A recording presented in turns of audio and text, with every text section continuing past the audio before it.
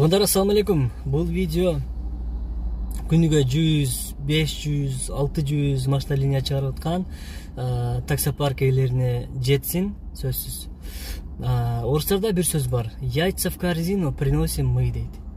Ошонун сыңарындай биз эмеспи мына Яндекс ишин алдыга жүргүзүп аткан, биз эмеспи таксопарктардын жакшы иштешине салым кошуп аткан дегендей.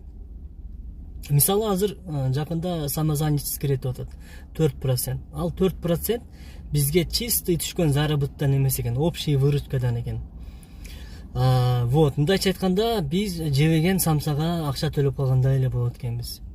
Бул мен ойлойм, как минимум нечестно.